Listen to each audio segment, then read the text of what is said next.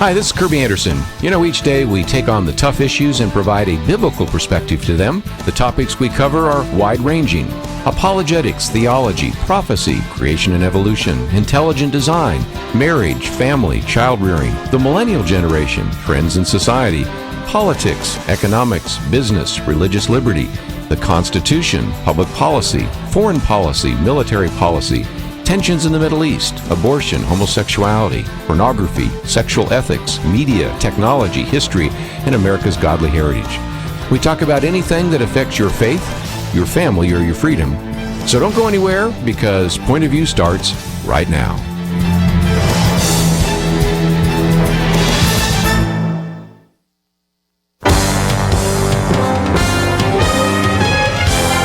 Across America, live. This is Point of View.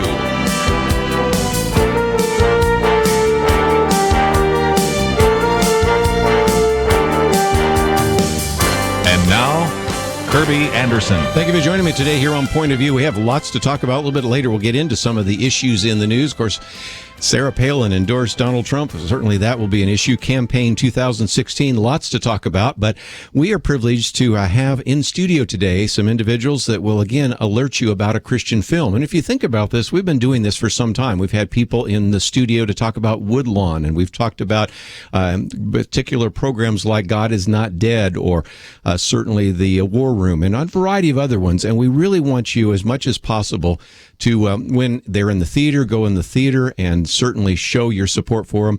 When they're available on DVD, we encourage you to get those DVDs. Of course, we suggested that when we talked about Gallows Road and some others. So here is another great opportunity. And this is a new film called Return to the Hiding Place. And I've had a chance to see it, and it is gripping. And for those of you that are as old as I am, which is pretty old, I guess, you might remember the original film, The Hiding Place, on Corrie Ten Boom. Well, this is a new film that I think is going to tell one of the sort of forgotten stories, and we are privileged to have in studio with us a number of individuals. First of all, Peter Spencer, who spent a number of years in the advertising industry, now has won numerous awards, and certainly has been behind not only addressing these issues, but also has received a Master of Divinity degree as well as a doctorate in biblical studies, and is an individual that has even published The Da Vinci Cult. We can go on and on about his bio, but we have that on the website. And first of all, Peter, thank you for being with us today. Hey, it's a privilege. Thanks for having me. Also, we have Petra with us as well, Spencer, award-winning producer and also a content producer, an individual that certainly also comes with a background in broadcasting, a bachelor's degree from radio and television and film from TCU. Yes. Go Horned Frogs, right? Go Horned Frogs, right around the corner. Yes. Well, first of all, Peter, let's see if we can remind the older audience and introduce to our younger audience The Hiding Place, because that was a film that had such a profound impact on my generation, perhaps yours as well.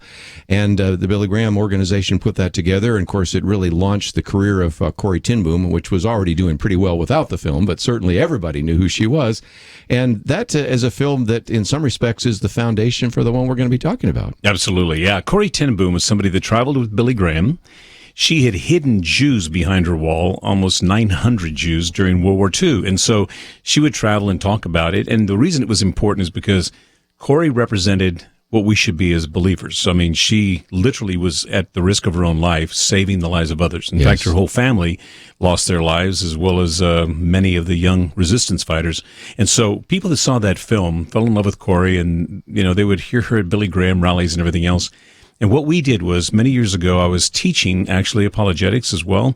And I'm not as published and probably well taught as you are, but I was just trying to teach young believers how to defend their faith. But that day, there was a man who was an elderly gentleman that walked up, and we started talking, and he was talking about in World War II, and he was hidden behind this wall. And I said, this sounds kind of like Corrie Ten Boom's story. He goes, it is. I was the first person hidden behind her wall. This was Hans, right? This was Hans. Yeah. And of course we checked it out, and sure enough, he's mentioned in her books. And so we became very close friends immediately. And I had been, speaking on pro-life issues and everything else. And he said, you know what, Peter, now this is 20 years ago. Now this is what's interesting. He said, years ago, there was a litmus test for me. And it was, what will you do with the Jews? Every generation has a litmus test. Mm-hmm. And he said, in your generation, it's what do you do with the unborn? He said, but the next litmus test is going to be, what do you do with Christian martyrs? And I thought, oh, that's interesting. So as he told me the story about being a young teenager, and I didn't know, but y'all may know in the audience, but very few people know, when you see Corrie rescuing all these hundreds of people, well, she can't stick all of them behind her wall. How did they get in and how did they get out? And they didn't have time. We're actually co-distributing with the Billy Graham Association right now. They didn't have time to tell all the stories. Of course not. But it was by a resistance army of kids, teenagers. Yes. And that's pretty startling when you think about, most 13-year-olds are playing video games right now and, doing all kinds of things.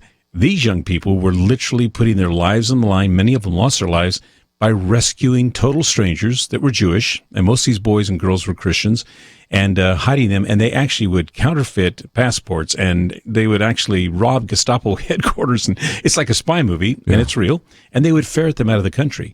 And so the more he told me the story, I said, Hans, this story has to be told because our culture is beginning to, as far as politically, it's starting to turn into what you saw in the Netherlands with Nazi Germany, as far as the persecution of Christians, all of these things.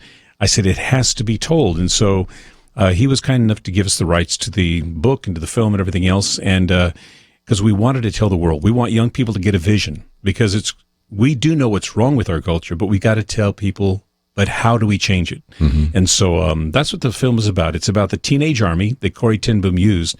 And it's the untold story. And I think you said the forgotten story or... Yeah, I got to use that line. I got to listen to the way you said it. Well, I think it is because some of us that read Corrie Ten Boom's books, and a matter of fact, as I was getting dressed this morning, I realized my wife had a Corrie Ten Boom book faced up and did not know that. She just happened to have that one facing at the moment.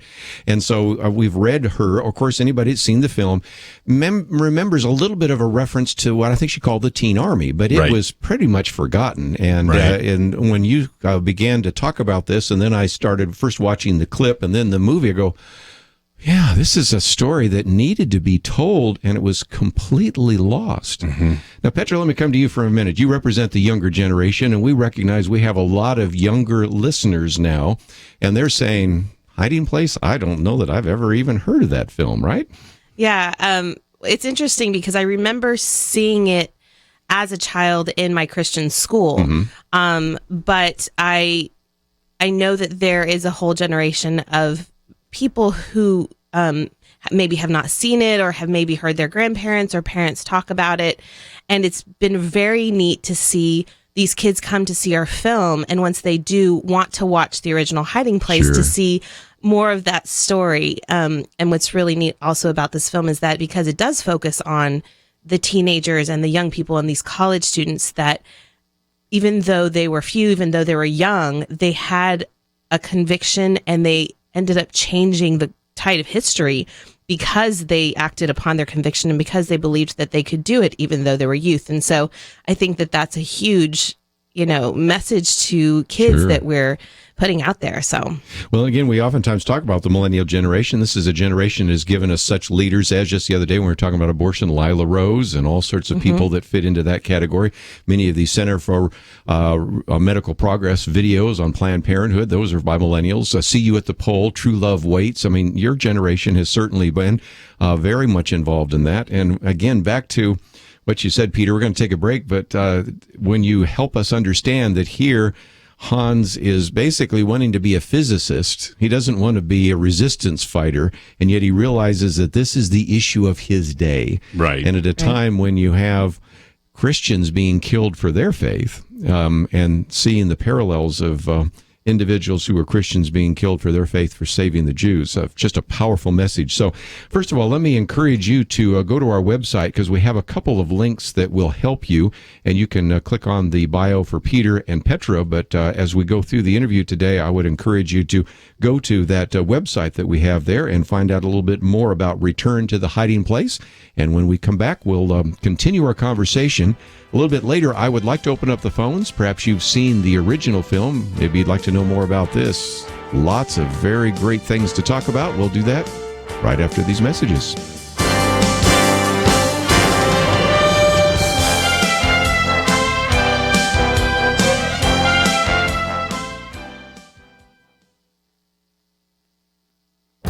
This is Viewpoints with Kerby Anderson. You know, the Bible describes many miracles, but we also have other literature and even modern claims of miracles. Is there any way to evaluate these claims in a rational way? Dr. Timothy McGrew is the chairman of the Department of Philosophy at Western Michigan University and was recently on my radio program. He has developed a 6-part test that uses the acrostic DOUBTS. The resurrection of Jesus Christ passes the filter while many other miracle claims quickly fail. D is for distant events. For example, the miracles of Apollonius, supposedly that he did in India, are first reported far away in the Roman Empire. O is for opinions that are already established. We should suspect stories of miracles that seem to affirm standing opinions of those in power. Dr. McGrew points to the healing miracles attributed to Vespasius as an illustration.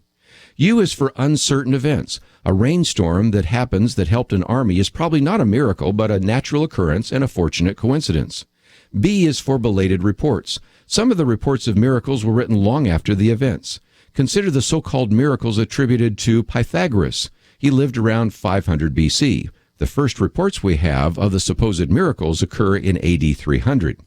T is for trivial things. Thomas Henry Huxley once said that if 12 good Englishmen told him that they saw a centaur trotting down Piccadilly Lane, he would not believe it. But this event makes no claims on my life, and it doesn't change my doctrine or worldview. The resurrection is a much different claim. And S is for self-serving miracle reports. Some of the claims that Joseph Smith made could be put into this category. There are many other motives for these claims. This test is a good one to use when we come across claims of miracles. I'm Kerby Anderson, and that's my point of view. Take Kerby and the Point of View team with you on the go with the Point of View app. Search for Point of View Radio at the Apple or Google Play stores.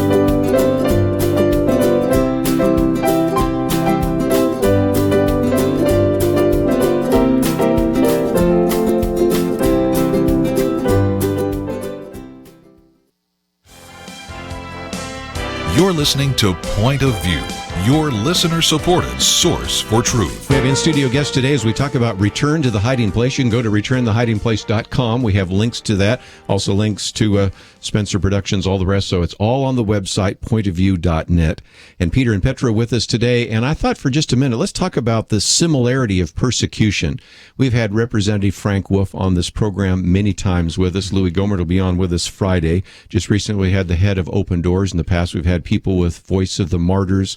We've talked about and raised money for Christians who are right now in some of those refugee camps. So there is a real similarity between what you talk about in the 1940s in the Netherlands and Nazi Germany and what's happening today in the 21st century. Yeah, it's kind of interesting when you look back in history, even right before the breakout of the huge persecution of Jews. There was a ship, as you know, of Jews that came to New York, and they were turned around and sent back to concentration camps. So we as a nation need to wake up. And believers, it's one of those things, we read a lot of history of persecution of Christians, but right now is some of the most severe persecutions that Christians have undergone in centuries. We're looking at hundreds of thousands, even millions of Christians that are not only being pushed out of their homes, their wives and their children, sexually abused and tortured and beheaded. This is happening right now. And so as believers, we want to encourage you, return to the hiding place. And of course, it's don't mix it up with the hiding place. It's pretty much the sequel. And we are doing it with Billy Graham, a dual distribution. But Return to the Hiding Place does show, if you watch this film, if you put the word America in the place of the Netherlands, and you used Islam in the place of the Nazis, you'll see that the very same things are happening to us. And the politicians in the Netherlands were giving up their nation in so many ways. So, Brother Wolf is one of those men who has made a godly stand. And he's been attacked, but at the same time, he continues moving forward. You need to support your representatives. In other words, write letters. They are seen, be physical letters or emails. But, Corrie Ten Boom and the Young Teenage Resistance, we're fighting the battle that we're about to fight now. And we want you to join with other people that have this radio station being one. I wasn't asked to support the station, but I do encourage you to support the station, because what you're hearing here is not watered down truth. And it's really crucial to wake up. We're asleep at the wheel right now. Yeah. And we need to wake up. We've had Johnny Moore in studio with us and also by phone. And Johnny Moore has said, I was not alive in the 1940s when the Holocaust took place. So there's nothing I can do about this. But we have a Holocaust happening right now. Well said. And we worked with Johnny Moore. And last time I counted, we raised more than $50,000 through the listeners' point of view to actually go to the ministries that are ministering to the Christians in some of these refugee camps, because it's really difficult. These are individuals that left Iran, left Syria, and they, in some cases, left with nothing more than the clothes on their back. So I really appreciate people understanding that we really have, if nothing else, a Holocaust in our day.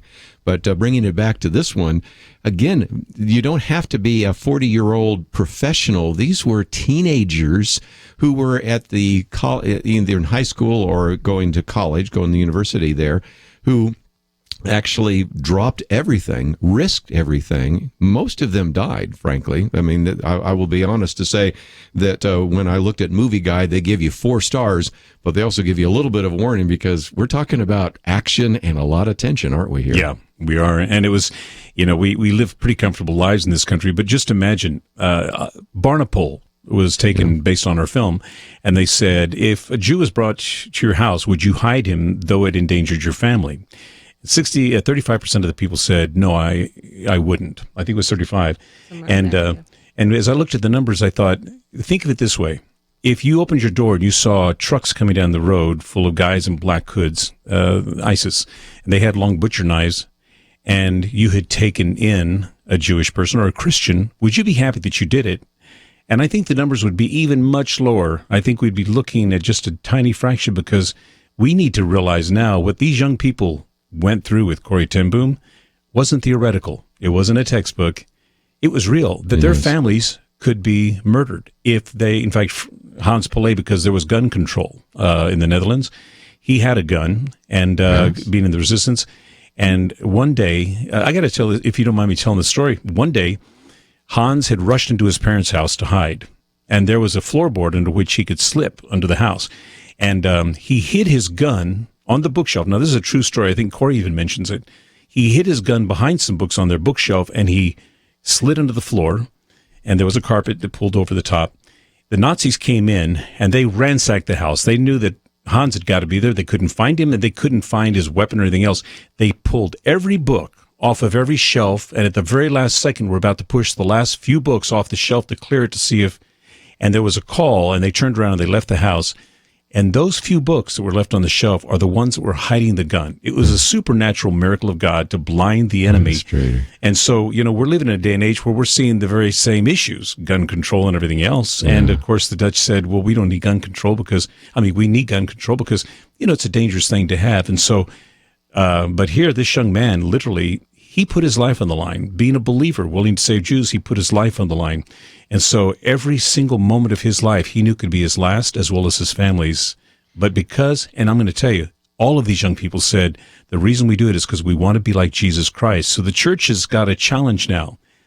What are you doing about the Middle East Christians who by the hundreds of thousands are being butchered and pushed out of their homes? It's just like those people I said coming down your road with black hoods on. Are you ready to make a stand for your faith? This is where the true Christianity and our kind of fun prosperity Christianity is going to have a head-on collision. I would agree. And so, and what's really amazing is that these are, like you said, high school.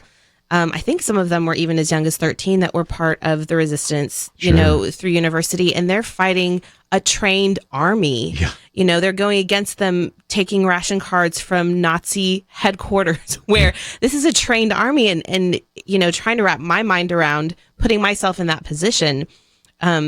These are really extraordinary youth that we can learn from, Let's talk for just a minute about that, because we're talking about Hans getting hidden, and a lot of people say, well, what will I see on the film? And you will actually see the original hiding place. Talk about that for just a minute. Yes, we are the only film, to my knowledge, that has had permission to shoot in the hiding place, certainly up until we shot there.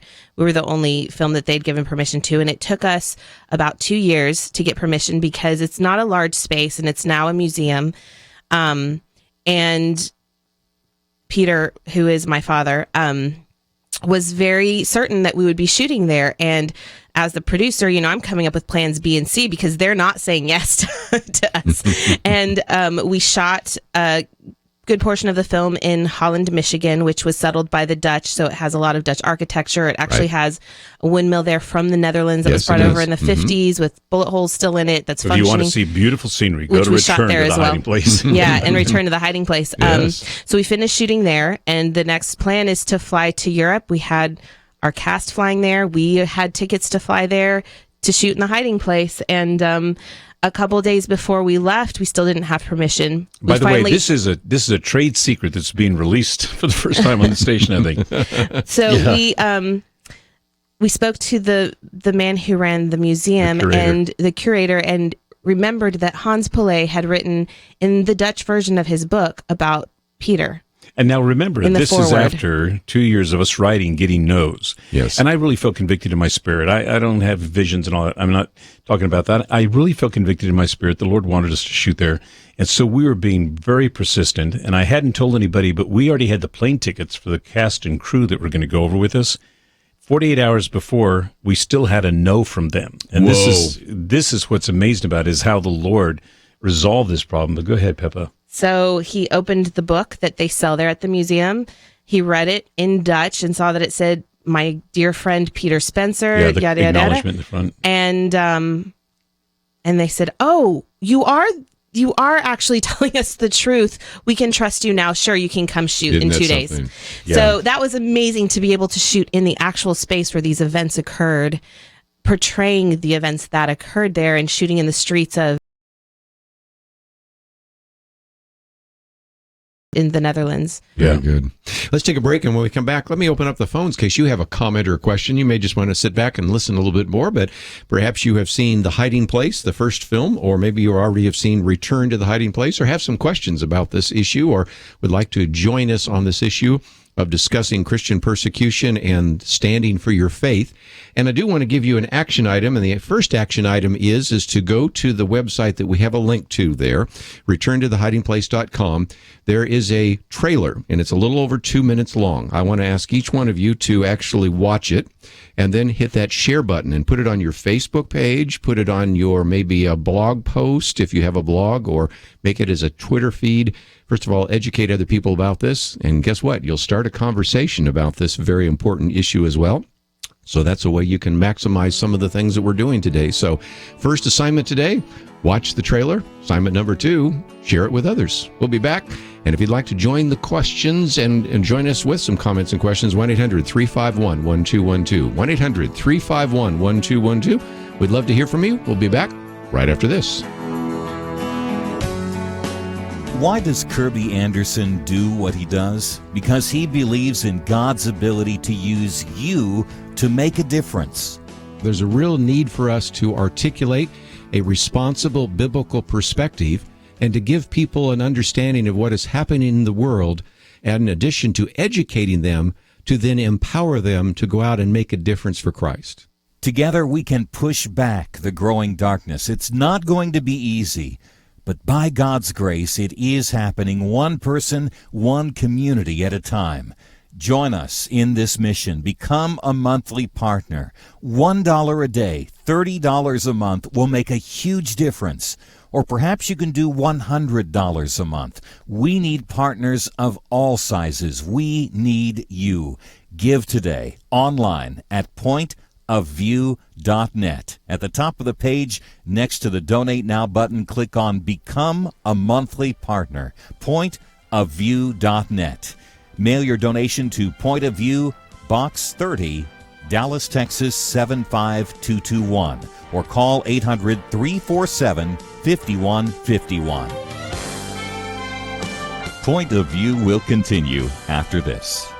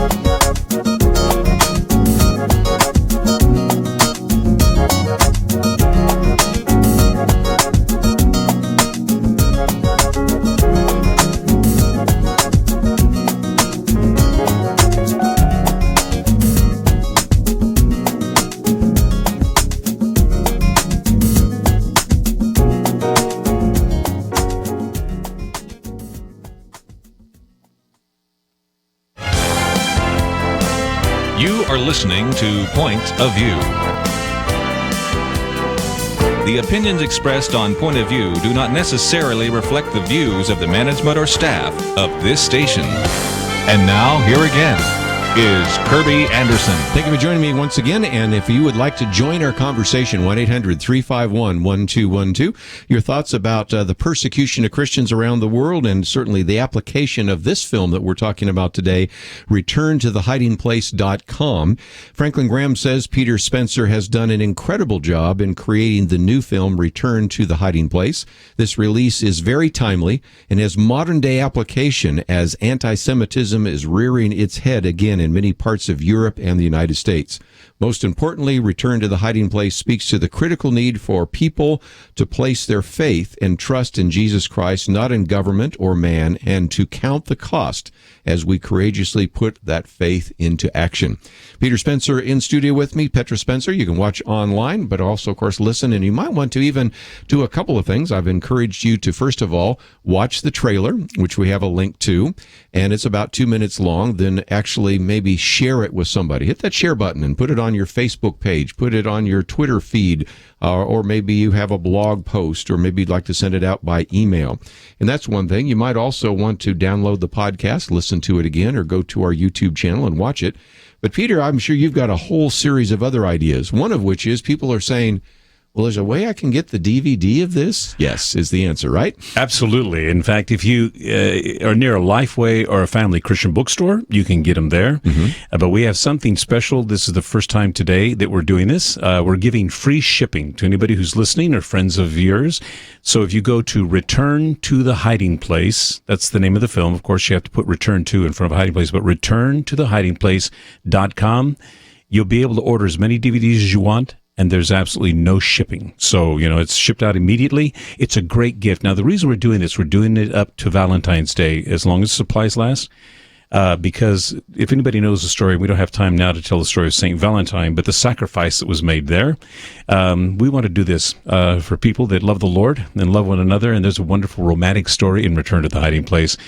So if you're looking for something to shed a little tears of joy, when you see the film, you will not regret having gotten it at this time. No cost to you at all for the shipping. Petra, I was just thinking, our younger audience is going, I don't buy DVDs. I just want to download it. How can they do that? Sure. It's also available on iTunes and Amazon for download. And ChristianCinema.com also has it for download and to view electronically. Now, I've heard, and I found that by going to your website, Peter, that churches could do something. They could have a showing. Now, I'm old enough to remember when we would have a video, or back then it was the films, the reel-to-reel films up there. We would watch films, but still, you could almost have like a premiere in your church or something, can't you? Is that possible? Yeah. In fact, if you're listening today, you can just give your pastor a call and let him know that he can bring the film to his church, and so you guys can enjoy it on a nice big screen, whatever you have in your church. And also, we provide any DVDs. You don't have to pay for them if you don't sell them, but if you want to do it as a fundraiser as well. But the important thing is, this is a powerful way to lead people to Christ, as well as encourage believers to get awake, because it shows the heroism. You don't have to be a PhD. You don't have to be an Army general. All you have to do is be dedicated to the Lord, and you can make a change in our culture. And this film shows how these young people made a change, as well as Corrie made a change in her culture by being faithful. So if you want to inspire your church, and your pastor, of course, wants to inspire the brethren, this is a great film to bring to your church. It's very simple. Just go to our website, returntothehidingplace.com. There's a place you can click there for the screening at the church. And in fact, my other daughter works with that division, who is the actress in the film. So it was a family project. But we'll take care of you immediately and make sure that your church gets online. What is entailed in doing that? We talked about the miracle, if you will, of getting the location, but it just seems to me that there are just a lot of details. And so somebody that learned film out of college, that's one thing, but it's quite another to go out there and have a shoot. What was that like? You're right. There's so many details that need to be covered. Coming out of college, I worked on documentaries, I worked in TV, I worked in advertising, and as a producer. And to my thinking, a feature film was just a longer version of these, and I was not correct in that assumption. There are so many more details that you have to work with. When does an actor fly in? When do they fly out? So that you have your scenes shot in the right place at the right time. And it was definitely an education, but I also was very blessed that I was able to use 10 years of production experience to be able to bring to this film. And what is such a blessing is I, along with my siblings, were all children when we met Hans Pillay.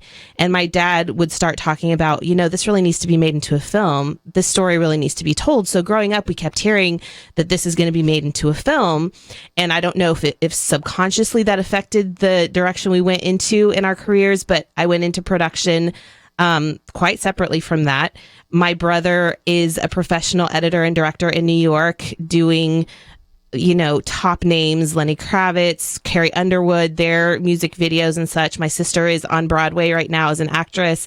My youngest brother is an engineer and worked in the finance department. And so once this film was funded and my dad called us all, God had already trained us in those positions so that when we came together, we were able to make something of quality. And my mom is a wardrobe designer as well, and she worked on the wardrobing, which is fantastic and true to time as well in our film. So it was just an amazing experience. It was wonderful that we were able to work together as a family and bring to life this story, which meant so much to us and is important to share with the world. Yeah. Peter, one of the things I'd love to talk about is the production values, because one of the reasons I like people to watch a video is they can say, okay, it's pretty good. You're old enough, I'm old enough to remember when Christian film made you just, your teeth ache a little bit. You know what I mean? You know. Exactly. And so there's a lot of work in getting the right production values when you don't have a Steven. Ask us how we did for the smaller budget that we had. It's almost like we hesitate mentioning to people that we did it on a limited budget because they assume, oh, this is going to look like another Christian home video and shot with a home video camera. But people that have looked at this, we've been in 19 festivals. We've won 19 festivals and awards. I forgot to mention that. Yeah. Yeah. I mean, it's extraordinary. We're talking about secular and Jewish festivals, not just Christian. Right. Because I believe that our King is the best, and I believe he deserves the best. He deserves the best quality. He deserves the best of everything. And so we should not say, well, it's a Christian audience, so it doesn't have to be that good. We should say non-believers should walk into this and be thrilled with the quality. And that's what we aimed for, because we are competing for eyeballs that are in watching Hollywood films.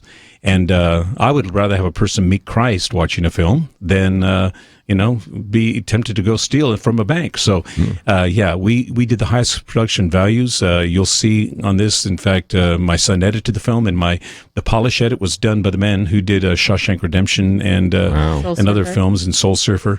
And so it is a film that you don't have to be embarrassed to invite your friends to. And I think it should be also mentioned that Peter had, decades worth of experience as well in the artistic fields too. So I think that's something that he trained us, and that we all wanted to bring excellence to this so that it was on par with whatever you might go see at the movie theater. And if you have a team you can trust, which was my family, you won't go over budget. That is a great story, too, to hear about that. You talk about some of the locations. I obviously shot a lot in Holland, Michigan, as well as over there in Haarlem, which is not New York, but Haarlem in the Netherlands. Any other locations or any kinds of things that came together so that you eventually have the finished product? It was one of those things where those are the two main places that we shot. But the days that we shot, we had beautiful weather, perfect weather. Yeah. In fact, slightly overcast, so the light was diffused. It wasn't harsh doing exterior shots. I wondered if you had to go into studio for any of it, or any overdubbing or anything. We did a little studio shots. There's an action scene, and we shouldn't tell all the tricks, but we did some studio shooting of a rooftop chase for the actors to be safe. Yeah, and it was one of those things where you watch the film, you'd never know. But we did a little studio shooting, but once again, being an independent film, you have to limit that because it's very expensive shooting inside a built-out studio. Don't you know? And we had a great production team, and so. I personally prefer to shoot on location. If you can, if you can, it gives so much character. There was one location in Holland, Michigan, or right outside of it, that's this mansion where they do a lot of weddings now.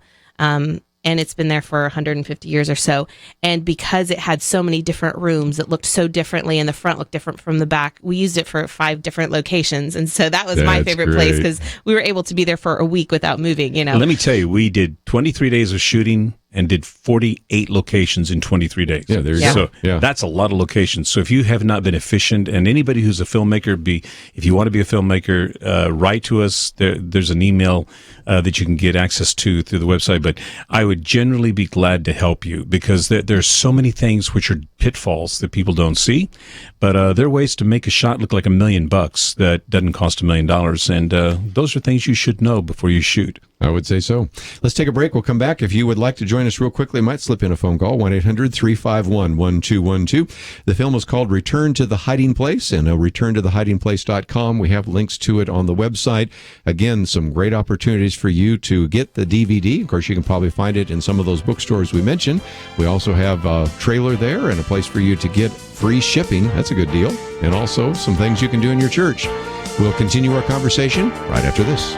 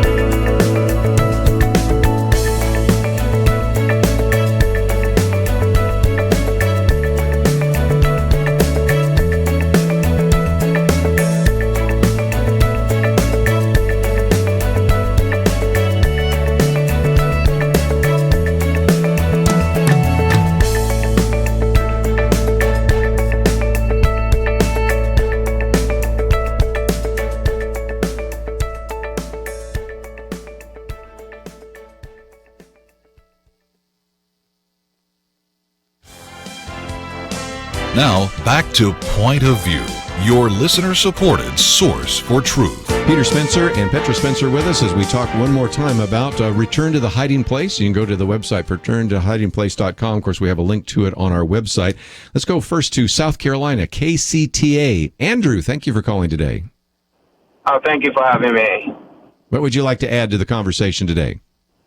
Well, I think it's amazing, and I just want to applaud the crew for coming up with such an amazing movie.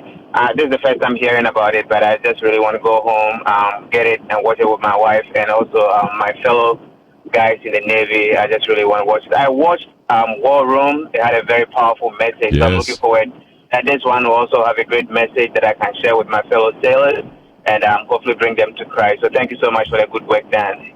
Good point. You know, you talk about bringing people to Christ. First of all, this is a movie where I think once you watch it, you're going to be handing the CD to other people and say, you got to see this, you got to see this. Right. But more importantly, this could be a great evangelistic tool, could it not? It is powerful. Even people have been showing it in their home to friends, inviting them over for dinner and just sitting down and watching it. And we couldn't recount all the times people literally by the end of this have been not only with tears in their eyes weeping, but saying, that's the kind of Christianity I want. And that is why this film is so powerful, is people that have avoided church for years, they'll watch a movie. They may not go to church, but they'll watch a film. And that's an encouragement, by the way. Thank you so much and for sharing it with other guys that are in the Navy, because this shows a real war that really occurred. And at these times, Americans are starting to say, hey, are we ready? Are we ready spiritually? Are we ready emotionally and physically for what's coming? So, thank you for your faithfulness as well.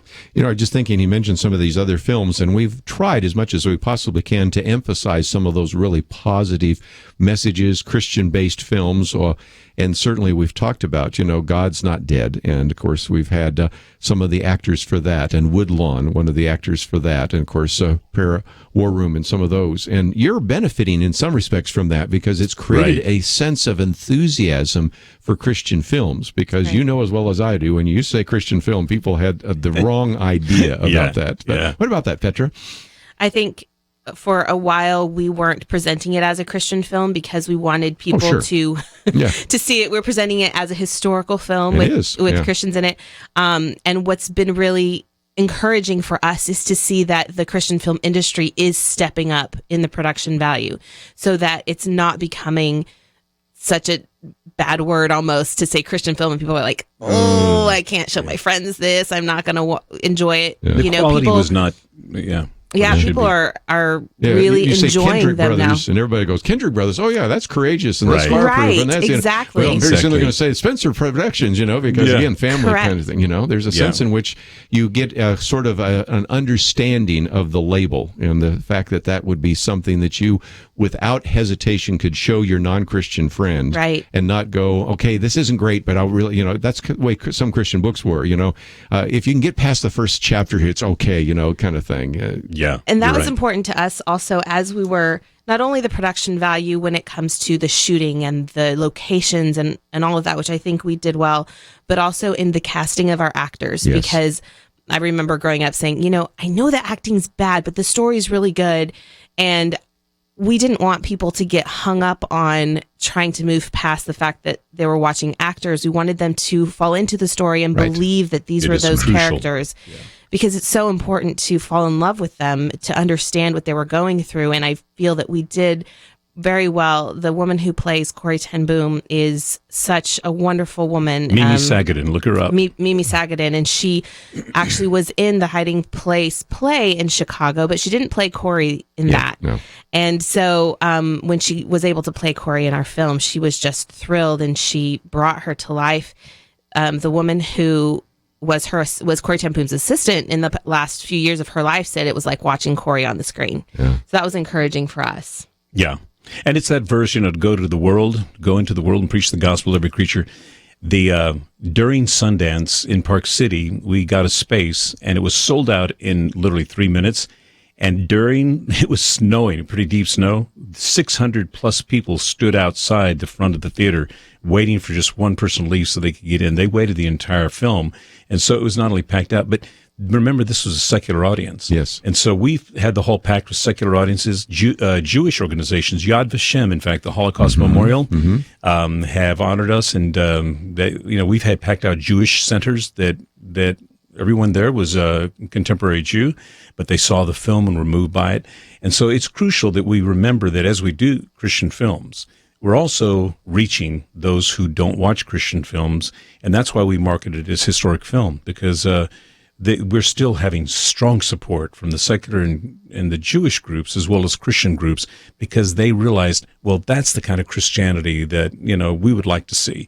And so it's a great testimony. And I think for us as believers, it's going to be more of our walk and not just our talk. That is, at the very end, you mentioned the fact that I think we should mention that if you've seen Schindler's List or something like that, Right. it's sort of like a documentary at the end. They tell you what happened to those individuals. Well, you do that in this film as well. Yeah. And so that's significant, because I think this could be just a great bridge builder to our Jewish friends, because at the end, you're talking about certain ones that were honored, just as Corrie Ten Boom and others were honored. And Right. some of them may know some of those names, but some might be the first time that they know of those individuals that actually saved Jewish people there in the Netherlands. well said. Yeah, the walk of righteousness in Israel, you can see Corrie Ten Boom, Hans Pillay, Pete Hartog. These are people that are in our film. They're actually there engraved at that location. And so that's once again an encouragement. You can do what God has told you to do. Popularity is not the issue. Obedience is. And that's where the revolution of Christ takes place in society, is by obedience. Might just mention we have our tour to Israel again in May, and that's happening first. We're going to Israel and then to Greece, and we will take you there. And I'm going to be looking for those names this time, which I wasn't last time we did. Oh, yeah. But again, if you haven't signed up, let me just mention by the end of this month, we do need you to at least place your deposit, because we're going both to Israel and to Greece. You can go to either Israel or Greece or both, and I hope you'll come to both. And that's on the website, pointofview.net. While we're talking about the website, one last time, Peter, if you can, give us our marching orders. We've suggested people watch the video and share it. Free shipping right now if people want to get it. Talk about all the resources that are available to our listeners. Absolutely. Just if you remember the name of the movie, Return to the Hiding Place, and which of course is the sequel to The Hiding Place, returntothehidingplace.com. So just add a .com at the end of it. If you go there starting today, and it's only through Valentine's Day, so you got to do it now while supplies last, because we're giving free shipping. So you won't have to pay for shipping. We'll mail it out immediately to you, and it's a very affordable price of only $15.99, and so it's not $19.99. We've given you a reduction in price as well, but we want people to see this so they can share it with others and share the gospel with others.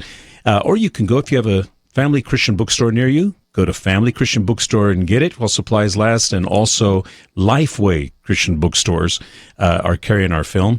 Or you can go, if you're a downloader, my kids are downloaders, you can go to iTunes or Amazon.com.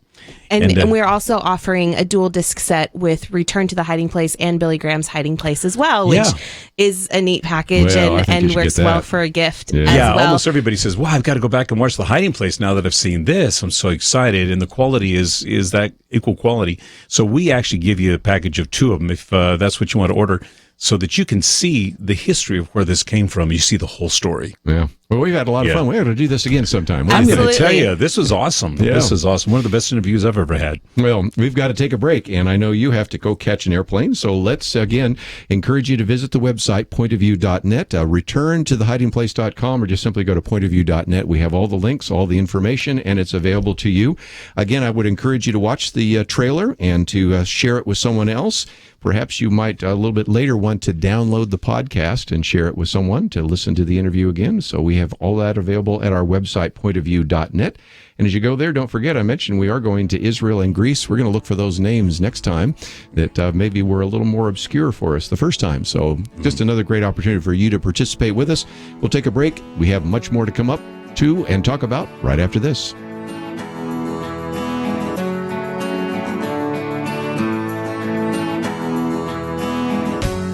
Have you ever thought about taking a trip to the Holy Land?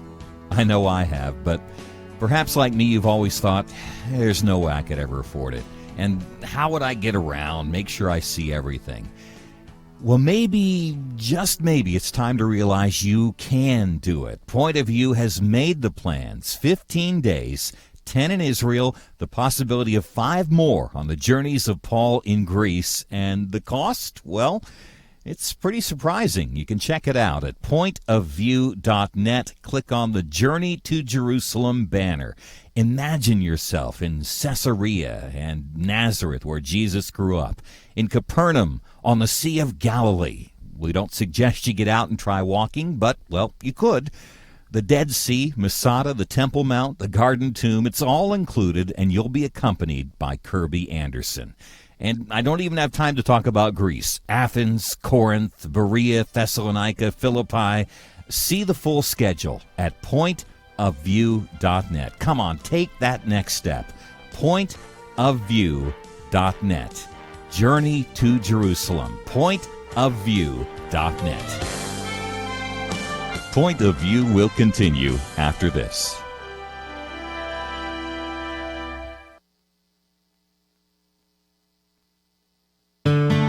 I just thank God for y'all. I listen to you every day, truly. I wanted to thank y'all for everything you do each day to inform Christian families and our community about the things we can do, and just the way you're so informative. I listen to you daily and love you guys and appreciate you so much. God bless you, Kerby, for keeping this show so on track and for the decades of wonderful help to this nation that Point of View has been. We're all big fans of your work, and we pray that God will just prosper it. As a Christian, over the years that I've followed this program, I am constantly challenged to be on guard and to evaluate what's going on. And if for no other reason, to protect the caliber and the truth of your programming, I need to participate and to back your program financially to ensure that the truth stays out there for people to hear, to view, and to be a part of.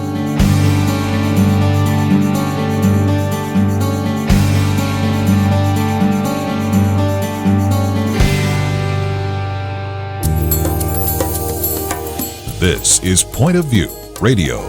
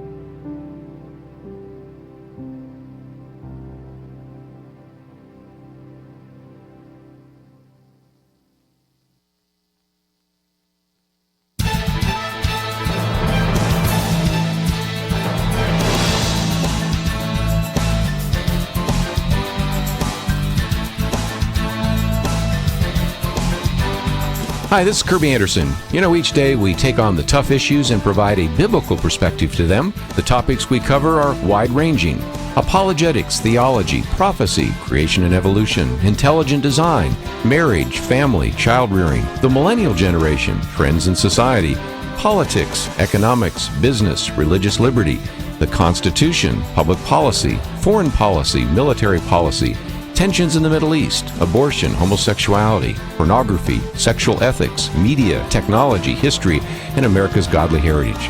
We talk about anything that affects your faith, your family, or your freedom. So don't go anywhere, because Point of View continues right now.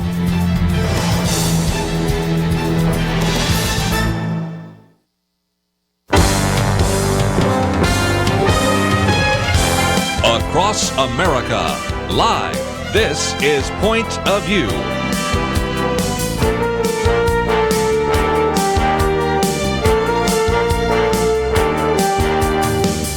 And now, Kerby Anderson.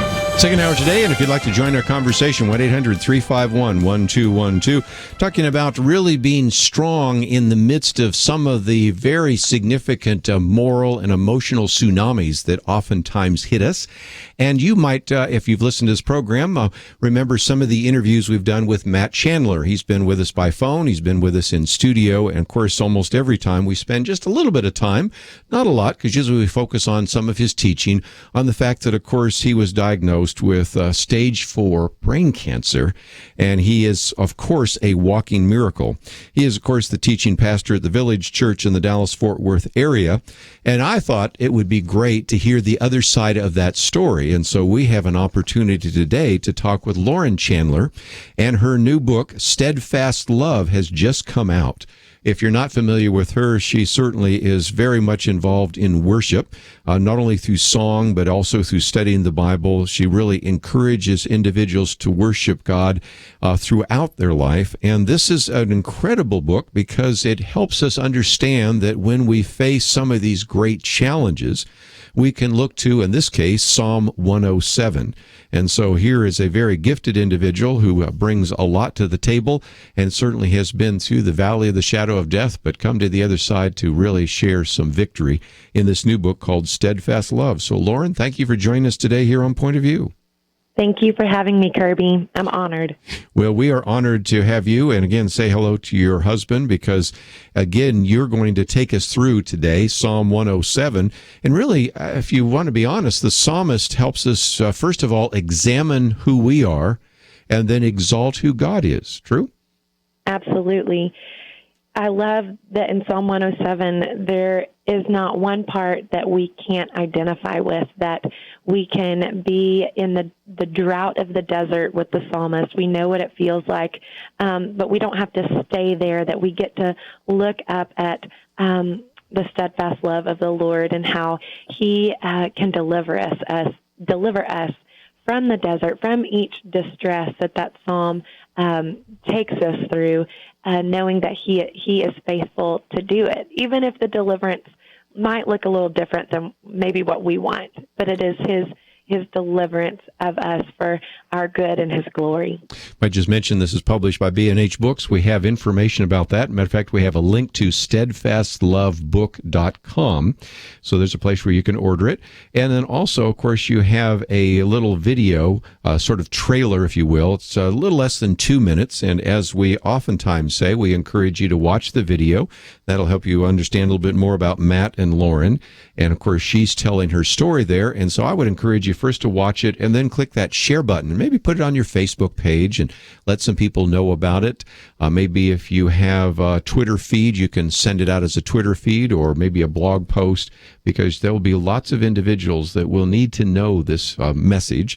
And I thought it was striking that the foreword written by Ann Voskamp said that one time when she was talking about what happens when your world does a complete 180, that then moving from the number 180, you handed her a number 107. So it's Psalm 107, because in some respects, if you remember those two numbers, when life gets turned upside down, when you hit a 180, that's the time to look at 107. Yes, and that's what I found true in the midst of my 180s, and I've had more than one, and they've, my 180 seasons have been different. They haven't always looked the same.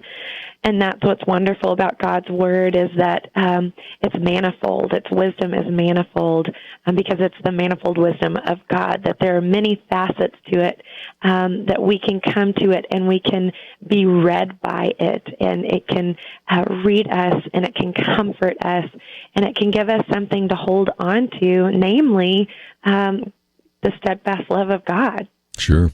Let's, for just a minute, too, help people understand. They might say, well, you're married to Matt Chandler. He's famous. Everybody, we see people see his podcast and everything. You must have a wonderful. He's diagnosed and was diagnosed with malignant brain tumor. So that's surgery, that's chemotherapy, that's seizures. You faced miscarriages, depression. I mean, you're pretty honest about that. I mean, you've hit a lot of bumps in the road, given the fact that from a lot of people who are listening's perspective, you're still pretty young. Yeah, I mean, I'm only 35, which that's young, right? That's real young. I've got clothes that old, I think. Yeah, go ahead. But it's true. You know what? I wanted to be honest because I think a lot of times we can put up a facade and act like everything's okay, and because we think everything is okay with other people, and that really robs us from the opportunity of experiencing the depths of God's grace towards us, to really know the gospel in our hearts and our lives, and also to make it known, to be able to comfort others in their distress, whether it's, I fess up to a lot of things that aren't always pretty, especially coming from a pastor's wife. A pastor's wife is supposed to have it all together and be fine. But that's not true. There's really only one who did it perfectly, and it was Christ. And so we get to stop striving to have perfection on our own and trust in Christ's perfection. And it's there we find freedom, and it's there we are freed up to obey, not so that we are accepted, but because we're accepted by Him.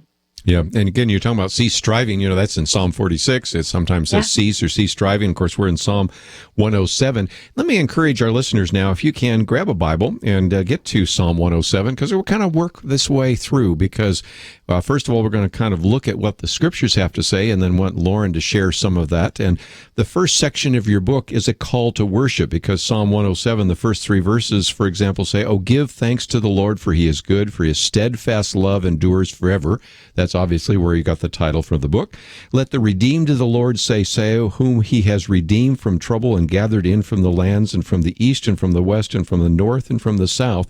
So really, this is the idea that the Lord is the Lord of steadfast love.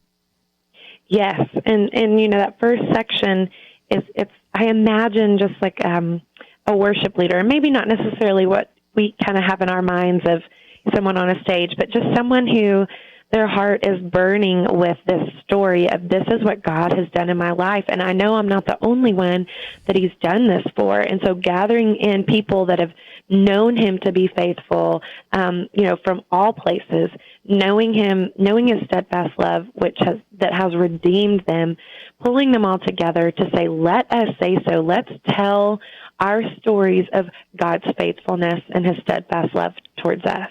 Let's take a break, and when we come back, we'll continue our conversation. The book is really broken into 5 parts, and we're going to look at a call to worship, the desert, chains, the folly, and the storm. And we've only begun to look at this idea of the Lord being the Lord of steadfast love, but we'll also talk about the God who redeems and get into some other aspects of this. This is a book that I think would be a real encouragement to you, even in your Christian life, but especially I see this as so essential as a book that you can read or pass on to others who are going through some of those difficult storms of life, and they really need the anchor of steadfast love, and that's exactly the imagery that is on the cover of the book and some of the things that are described in it. We are privileged to have with us today Lauren Chandler, a wife of Matt Chandler, and her new book, Steadfast Love. We'll talk more with her and then with you right after this.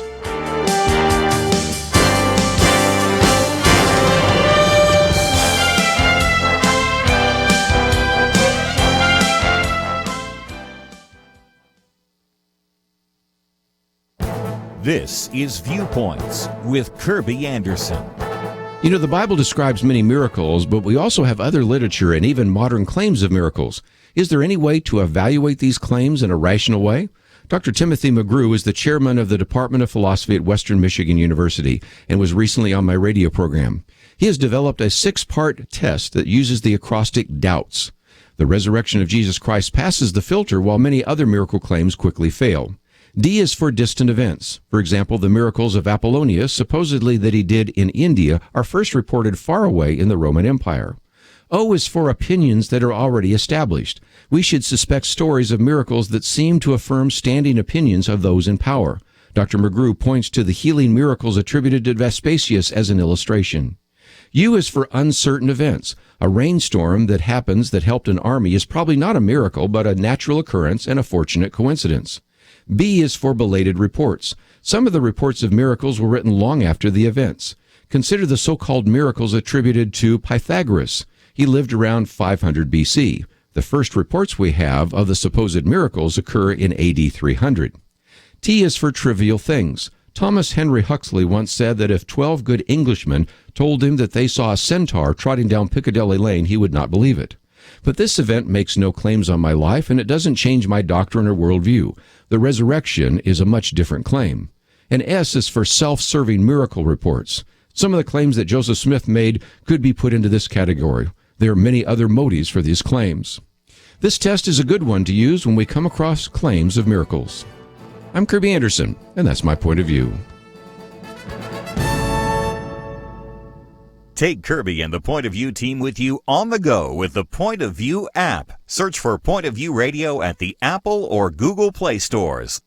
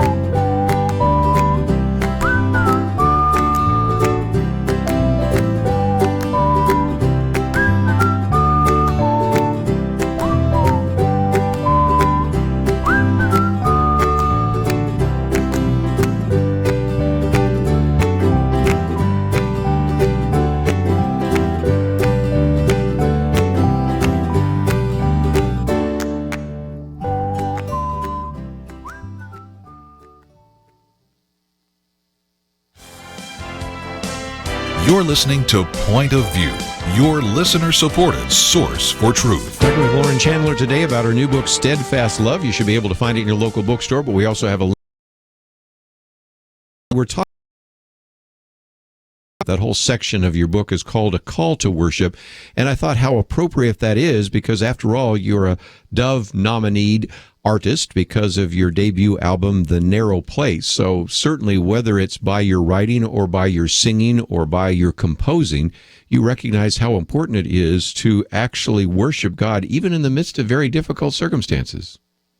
You know, I found it to be quite a lifeline to worship Him, even when it felt like everything was falling apart, to be able to cry out and to say, God, although it might not feel this way, I'm going to sing to you that you are a good, good Father to me, and that I know that because I can see that you were a loving Father who gave up His Son for me. And so I think when we're in the midst of our trials, our storms, our distresses, the last thing we feel like doing is maybe singing worship songs or however that might look. But really, it's somewhat of a weapon to fight doubt, to fight the enemy who's very real and wants to mute our worship of God, because not because God needs to hear our worship, not because He's longing like an old woman looking for compliments, I think is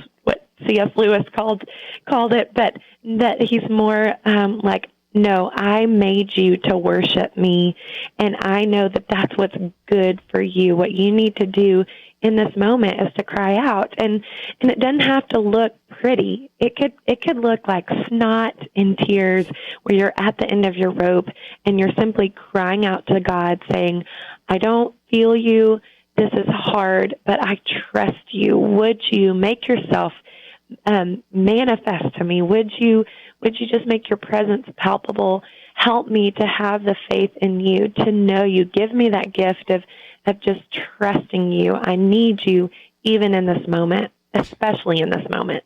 Again, we've been talking about kind of a call to worship in the first couple of verses of Psalm 107, but the other part that I read just a minute ago, let the redeemed of the Lord say so. We used to sing a song about that, but the point is that this is the idea that the God who redeems. So you sort of alluded to that, but what else would you want to share with our listeners about the redemption of God and the redeeming aspect of God, and how that might help us begin to weather some of these storms? What's beautiful about the steadfast love of God is that he doesn't waste anything. So even our pain, even our suffering, even the parts of us that, I talk about having to confess some things that, not having to, but choosing to confess some things in that book that aren't really the prettiest things to confess, that he can even redeem that what was our shame, he can redeem, and he can say, you know what, that's who you were, but this is what I'm doing in you now, and you are not the same person you were, and that's for my glory. And so this idea of redemption is threaded throughout the whole psalm, where you're in the desert, you're in chains, suffering from folly, in the storm, that he sends his steadfast love to redeem us, to redeem even the seasons that we're going through, to redeem when we feel dry, to redeem the chains, to redeem even the folly, and redeem especially the pain that comes from being in the storm. Well, since you mentioned the desert, let's move on, because the second part of your book deals with chapters 4 through 9, and is what's called the desert. Some wandered in desert wastes, finding no way to a city to dwell in, hungry and thirsty.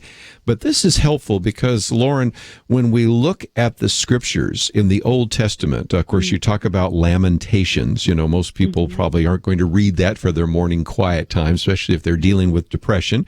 But even apart from that, you talk about David, who C.H. Spurgeon called the Prince of Preachers. He was called that, and really referred to some of the things that David says. And of course, we're in the Psalms anyway, and there are times when Psalms can be very uplifting, other times when there is a lament, either in Lamentations or in the Psalms by David, where you recognize that he struggled with depression, he struggled with regret, and he certainly needed the steadfast love of God as well.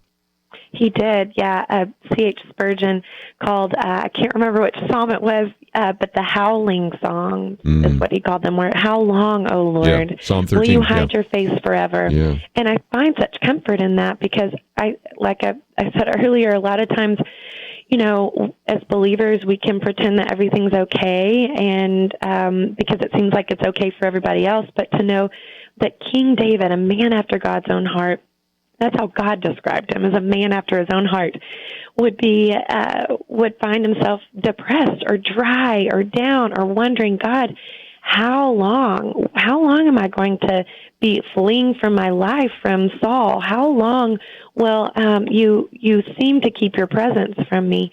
There's comfort in knowing that we're not alone in having those questions, and then even to voice them, that there is, sometimes that's our worship, that our crying out is, how long, O Lord, I am dry, my soul pants for you, for living water. When will I hear from you? When will I be able to go into the congregation and sing the songs that I used to sing? There's comfort in knowing that we're not alone. Well, and I think this also helps maybe understand why people so resonate with the message of your husband and yours, because, first of all, both of you, I think, are very authentic individuals and vulnerable. But even if you weren't, nothing like having a husband diagnosed on Thanksgiving Day in 2009 having a seizure and being diagnosed ultimately with brain cancer at the age of his mid-30s. You got to be pretty open and honest about all of that. And there's a sense in which today we do sometimes see churches where just before you get into the front door of the church, everybody puts on their mask and everything's fine, everything's good, nobody's vulnerable, nobody has any prayer needs, everything is quite good. And of course, the reality is it's not. Deep down, there are major issues that need to be addressed. And so it seems to me that Matt Chandler and Lauren Chandler really model that from the pulpit and from the church as well, and say, it's okay to recognize that there are difficult times and why we need to come back to the steadfast love of God, because we're all in one way or another going to hit one of those patches of ice where all of a sudden our lives turn upside down. Yes, absolutely. And I'm so grateful for Matt preaching before Thanksgiving Day 2009, the steadfast love of God despite our circumstances. And he has done a good job of preparing our church, our body, for the trials that will come. That Scripture says when they come, when you face trials of various kinds, not if, but when. And I think he was preparing his church for suffering without even realizing he was preparing our family to go through the trial of a brain tumor and the treatment that followed, and the questions of, will Matt be able to preach again? Will he be able to make a living? Will he be able to walk our daughters down the aisle? Will he be able to go to my son's practices, be his football coach? It was God's mercy to have Matt preach that and ingrain that into the life of our church, so that when that day comes for our people, and it came for us, we won't be surprised.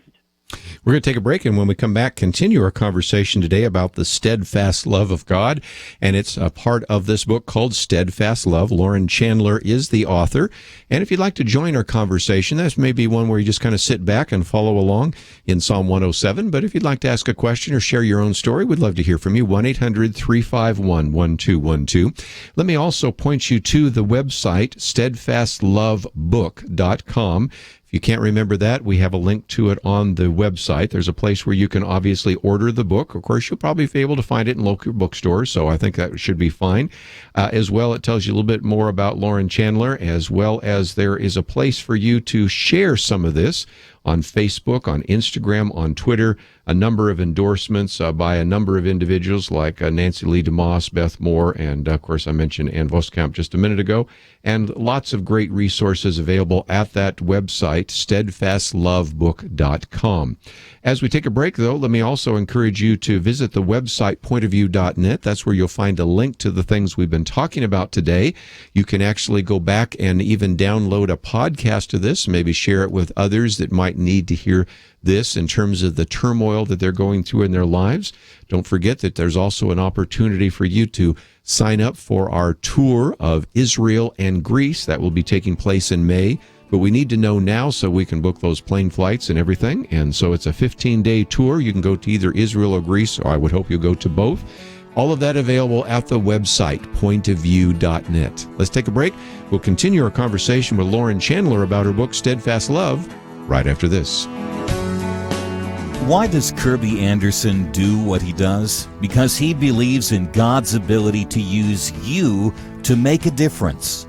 There's a real need for us to articulate a responsible biblical perspective and to give people an understanding of what is happening in the world, and in addition to educating them, to then empower them to go out and make a difference for Christ. Together we can push back the growing darkness. It's not going to be easy, but by God's grace, it is happening one person, one community at a time. Join us in this mission. Become a monthly partner. $1 a day, $30 a month will make a huge difference. Or perhaps you can do $100 a month. We need partners of all sizes. We need you. Give today online at pointofview.net. At the top of the page, next to the Donate Now button, click on Become a Monthly Partner. Pointofview.net. Mail your donation to Point of View, Box 30, Dallas, Texas 75221, or call 800-347-5151. Point of View will continue after this.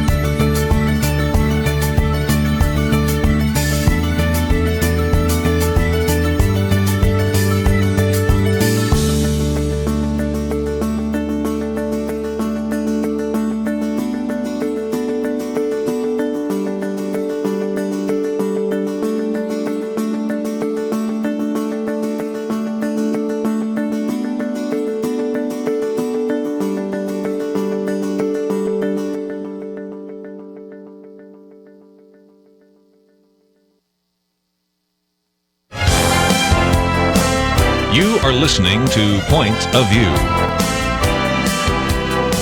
The opinions expressed on Point of View do not necessarily reflect the views of the management or staff of this station. And now, here again is Kerby Anderson. Continue our conversation today with Lauren Chandler as we talk about her new book, Steadfast Love. Love to hear from you as well. 1-800-351-1212. Have there been times when your life has been turned upside down, when you've done a 180 and What has been comforting to you, and where have you maybe been able to depend upon the Lord? We'd love to get your comments, 1-800-351-1212. Spend a little bit of time working our way through Psalm 107, and as we do so, I think it is intriguing. We've talked about a call to worship, the moment talking about this idea of the desert, and just before we move on to the next particular topic there, Lauren, I thought it would be good to talk about this idea of a desert, because you have the children of Israel wandering in the wilderness, and so you have that in your section on the desert, and then, of course, you have some of the other difficulties of betrayal, unfaithfulness, suffering, difficulty, and just the questioning that oftentimes comes when you don't really understand what is happening. And it seems to me that those are the times where we really have to trust in the Lord, even though with our physical eyes we can't really see the answer to the particular question before us. Yes. I kind of zoom in on the children of Israel being taken out of Egypt. They were taken through the wilderness. And we know that God doesn't do anything accidentally, that he has purpose in what he's doing. And so there was a purpose in him taking them out of Egypt through the wilderness before he got them to the promised land. And some of their wandering in the wilderness was their own rebellion, that they didn't believe that the God that delivered them from Egypt would overcome the giants that were occupying the land. But, he was doing a refining work in their hearts. Although he'd taken them out of Egypt, Egypt hadn't really left their heart. So this idol, this allegiance to something other than God, Egypt always represents the wisdom and the power of man versus the wisdom and power of God.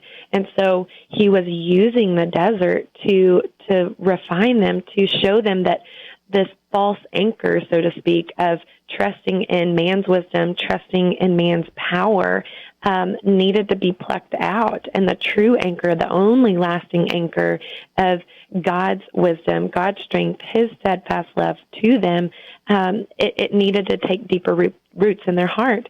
And then I also talk about, the woman at the well who Jesus encounters, where she's thirsty. She's got a physical thirst, but then she has a spiritual thirst too.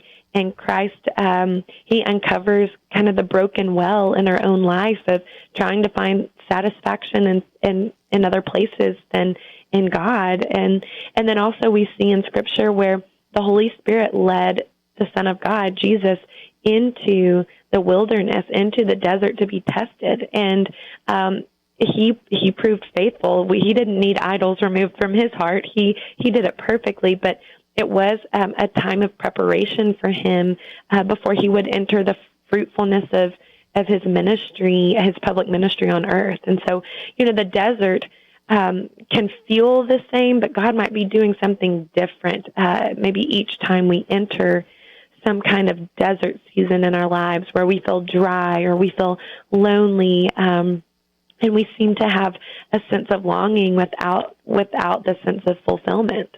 So again, some of the things that we face in the desert or even in the storms of life, and love to know what has been an anchor for you as we talk about steadfast love. Let's go to some phone calls in Missouri. KTTK. Debbie, you're on with Lauren Chandler. Hi, how are you? Very good. What would you like to share? Hi, Debbie. I would just like to say, I was actually my children's father. We lived together. We were never married. And we went to church and we prayed about it. And this went on for 3 years or so. And he got really sick and he went to the emergency room and he was totally incoherent. He couldn't communicate with anyone. And so I left to go call my boss and let her know I wasn't going to be at work the next day. And I came back in. He was on his knees with his hands in the air. And he said, "I love you, Father. I love you, God. I love you, Jesus." And then right back to being totally incoherent. And to me, it was like a spiritual battle where Satan was like, "Ha, look, I got this," because they weren't married. And God said, "Oh, yeah, watch." And so that was like such a defining moment. There was such an aura. I mean, I can't even explain it because it was just something like I've never seen. There was such an aura around him when that happened. And it's just, I mean, he ended up dying. that morning. But that to me was such a defining moment that God is real. You know, he's alive. He's there. You know what I mean? So I just wanted to share that. Well, appreciate that. The Lord just kind of, in a sense, might have and humbled him, and he was able to give. And the Lord, you know, preserving his soul before he would pass.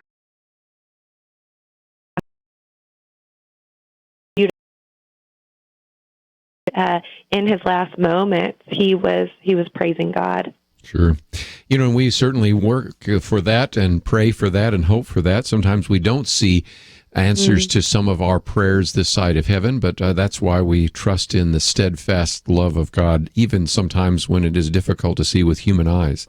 Let me move on to a section that you have called Chains, because that is verses 10 to 16 in Psalm 107, where again, some sat in darkness and in the shadow of death, prisoners in affliction and in irons, for they had rebelled against the words of God. And of course, there it's talking about sometimes a judgment, but whether it's those who have disobeyed God, or as we've talked about, Lauren, even before you joined us and on many programs in the past, there are those believers who are struggling with the fact that they have obeyed God and have paid a price for that as well. So it does seem to me that whatever those chains might be, whether they're physical chains like you're in prison, or whether they're emotional or spiritual chains, it seems to me that we as Christians need to understand that once again, God is able to help us and to give us victory even in the midst of what might seem like defeat.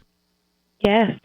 Especially, you know, in the spiritual chains, and this kind of goes back to the children of Israel, because they were enslaved in Egypt. They were, you know, tasked to build and to make the bricks, and it says, you know, in Psalm 107 that he bowed their hearts down with hard labor. So if you think about the story of the Israelites, where Moses goes to Pharaoh and says, you know, God says, "Let my people go," and Pharaoh responds with, "Oh, I'm just going to make their work harder." It was as if God was showing the people of Israel their chains, the chains to Egypt, that would humble them to cry out to Him, to know God as the only Savior, the only way of salvation. And then for those, you know, I hadn't even honestly thought about those in the physical chains for maybe obeying the Word of God, because in Psalm 107, it talks about them being, you know, rebellious, so that was why they had the context their chains. there, sure. But, you know, in that kind of distress, that God is bigger than those chains, that though those chains might be on them physically, that there is a freedom in their heart because they have known, they have tasted God's steadfast love for them, that those chains can't touch. And so having this comfort to your own soul that you have obeyed and God has sustained you, and Lord willing, He will eventually deliver you. And you know, maybe it's where He literally delivers you from imprisonment, or we know that there is a day coming when Christ will return, and every chain will be broken, and every one enslaved for Christ's sake will be set free, and there'll be a new heaven and a new earth, and we have that to look forward to. Lauren Chandler with us as we talk about her book, Steadfast Love. Need to take another break, and when we come back, we might take another phone call, although, again, this is one where we might just sit back and read through Psalm 107, which is really what this book is all about, taking you through the psalm, but also giving you some great spiritual insight into the various sections, a call to worship, the desert chains. We'll talk real quickly when we come back about folly in the storm, but again, just really helping us understand both the beauty and the balance of Psalm 107, as the psalmist really helps us examine our own hearts and examine our own circumstances, and then certainly focus on the steadfast love of God. And Lauren Chandler is certainly able to address this issue because of some of the difficulties their own family has addressed, and she has as well, but at the same time can really lead us in worship as she does both in word and in song. So I hope that you'll take the time to find out a little bit more about this book, Steadfast Love. We'll talk more about what is available on our website and her website right after these important messages.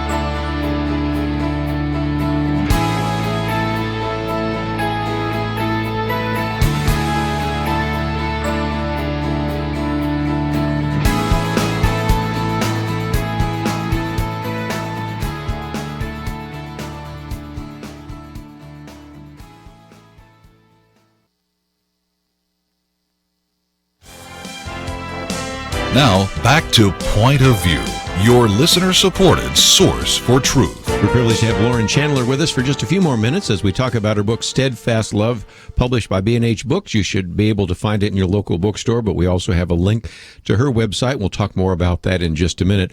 But Lauren, I thought we might focus on the section on folly. Verse 17 of Psalm 107 says, "Some were fools through their sinful ways, and because of their iniquities suffered affliction." And there's a lot of truth to that. But then it goes on to say, "Then they cried to the Lord in their trouble, and he delivered them from their distress." So the bottom line is, I guess, number one is to recognize that God will deliver us.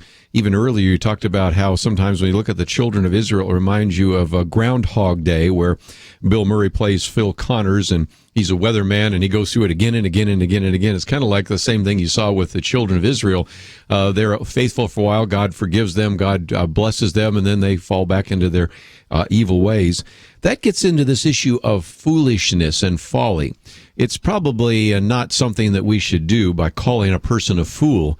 But, you know, the Bible does call people foolish, and for people doing foolish things, sometimes there is a price to pay, isn't there?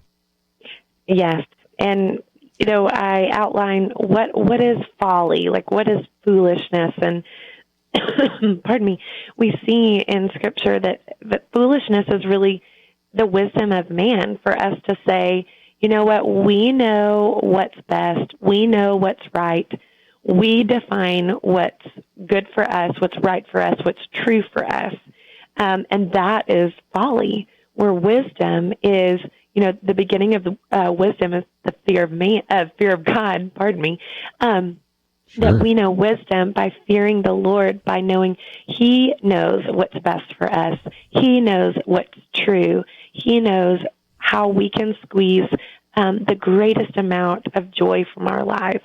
And so folly would be to say, you know what, God, I know you said this and this and this. I know you say that this is better, that your way's better, that you are my highest good. But really, I want these things. I want what the world wants. I want comfort.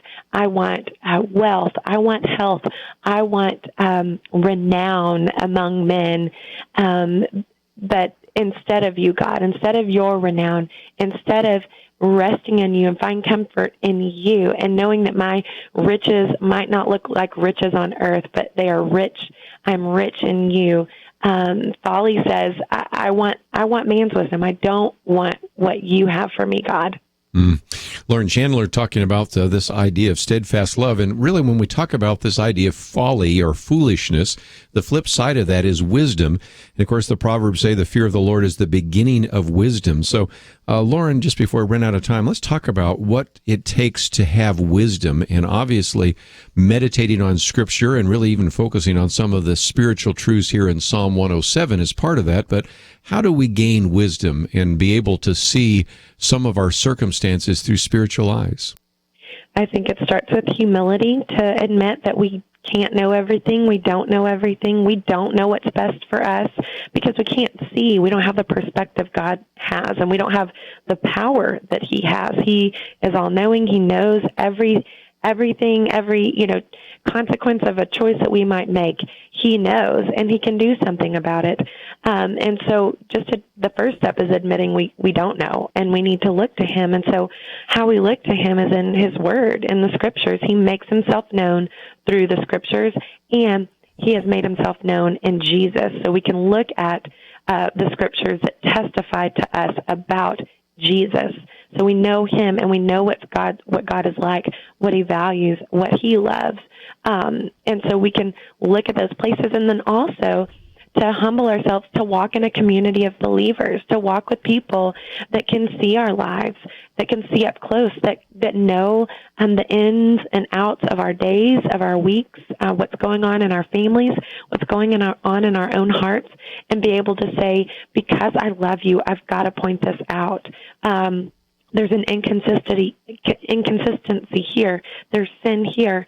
And so to humble ourselves, to be a part of a biblical community who love each other enough to speak the truth in love is a way that we can gain wisdom in accordance with the Scriptures. And so those are the ways that we can fight folly, is by humbling ourselves, admitting that we don't know it all, trusting God, seeing what He tells, what He's like in Jesus through the Scriptures, and then to humbly submit ourselves to people in a biblical community.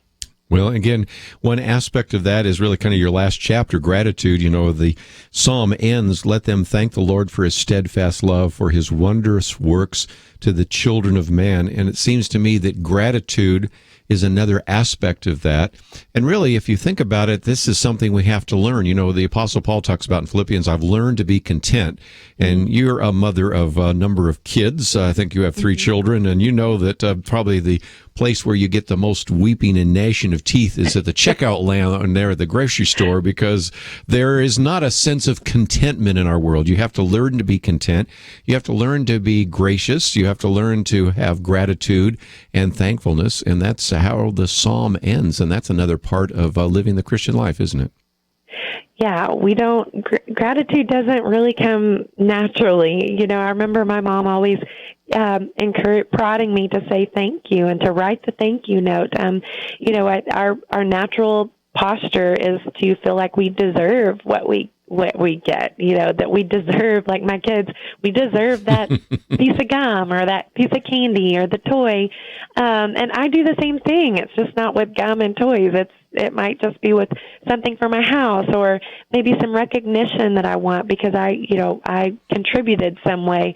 But to be able to put on kind of these lenses to see that it's grace towards us, that we get to have these gifts come into our lives. It's even a grace to go through the trials, because then we get to see God's steadfast love prove to us and how he sustains us in the midst of the trial, how he responds to our cry for help, and how he delivers us in whatever way he might do that. And so gratitude is a way that kind of helps our heart set things right of, you know what, I don't deserve these things, and God has been so gracious to give them to me. And so I say thank you, and that thank you just feeds more into the lenses of seeing everything as grace. It's just this perpetual cycle. If we'll kind of give ourselves to that, it's a very wonderful treadmill to be stuck on. I would think so. So again, we've just had the privilege of chatting with Lauren Chandler, Steadfast Love. It is published by B&H Publishing, a little less than 200 pages. We have a link to steadfastlovebook.com, and there's a place where you can actually order the book. If you can't find it, you should be able to find it in your local bookstore. Some of the endorsements, some of the media, but most importantly, an opportunity for you to maybe share some of this to other individuals who would benefit from this as well. So, Lauren, say hello again to Matt Chandler. We've enjoyed having him in studio by phone, and it's been great to have you by phone today as well. It's been a pleasure, Kerby. Thank you. That's all we have for today. And again, if you'd like to know a little bit more about some of the things we've talked about, certainly we would encourage you to, first of all, go to the website that we mentioned just in the first hour, returntothehidingplace.com. Such a great film that will be a real encouragement to you and your family. And of course, Steadfast Love. And we have a link to that as well on our website, pointofview.net. Just before we wind down the day, let me just mention that you can watch this program again by simply going to the YouTube channel. You can listen to it. You can download a podcast. And if you haven't signed up for our tour of Israel and Greece, please consider doing so by the end of this month, because we need to make arrangements, and this is an opportunity for you to join with us as well. All sorts of things happening around here at Point of View. We'll share more of that tomorrow, but want to thank Andrew, Catherine, and Shamila for their help. Have a great day. We'll see you back here tomorrow.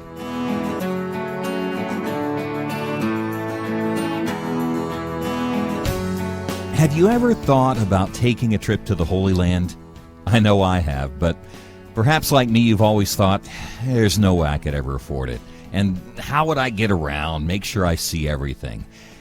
Well, maybe, just maybe, it's time to realize you can do it. Point of View has made the plans. 15 days, 10 in Israel, the possibility of 5 more on the journeys of Paul in Greece. And the cost? Well, it's pretty surprising. You can check it out at pointofview.net. Click on the Journey to Jerusalem banner. Imagine yourself in Caesarea and Nazareth, where Jesus grew up, in Capernaum, on the Sea of Galilee. We don't suggest you get out and try walking, but, well, you could. The Dead Sea, Masada, the Temple Mount, the Garden Tomb, it's all included, and you'll be accompanied by Kerby Anderson. And I don't even have time to talk about Greece. Athens, Corinth, Berea, Thessalonica, Philippi. See the full schedule at pointofview.net. Come on, take that next step. Pointofview.net. Journey to Jerusalem. Pointofview.net. Point of View is produced by Point of View Ministries.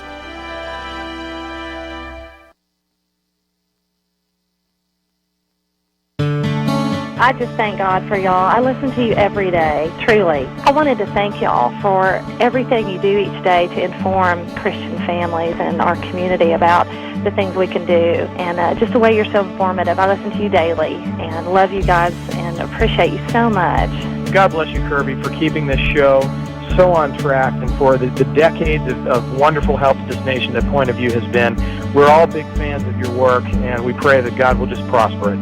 As a Christian, over the years that I've followed this program, I am constantly challenged to be on guard and to evaluate what's going on. And if for no other reason, to protect the caliber and the truth of your programming, I need to participate and to back your program financially to ensure that the truth stays out there for people to hear, to view, and to be a part of.